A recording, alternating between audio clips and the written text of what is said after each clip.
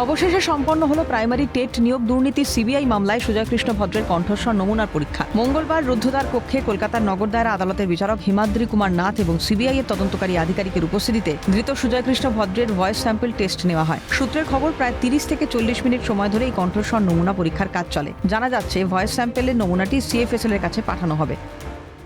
আজকে ওনাকে residency correctional হোমের জেল হসপিটাল থেকে প্রোডাকশন করা হয় 11টা নাগাদ, এবং ওই 3টে নাগাদ ওনার ভয়েস স্যাম্পল সংগ্রহ করা হয়।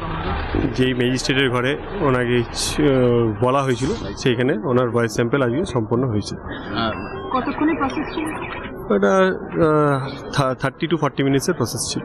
প্রায় দীর্ঘ 30 থেকে 40 মিনিট সময় ধরে বিচারক হিমাদ্রি কুমার নাথের এবং তার পাশাপাশি সিবিআই এর তদন্তকারী আধিকারিকের উপস্থিতিতে রুদ্ধদ্বার কক্ষে ধৃত সুজয় কৃষ্ণ ভদ্রের ভয়েস স্যাম্পল টেস্ট সম্পন্ন হয় এবং এর পরবর্তী যে পদক্ষেপ, সেক্ষেত্রে এই ভয়েস স্যাম্পলের নমুনাটি সিএফএসএল এর কাছে পাঠানো হবে এবং তারপর নমুনা পরীক্ষা করবার পর জানা যাবে, তদন্তকারী আধিকারিকরা যে বিষয়টি জানাতে পারবেন যে এই ভয়েস স্যাম্পল টেস্টের পরবর্তীকালে তদন্তের কোন দিকে মোড় নিতে চলেছে।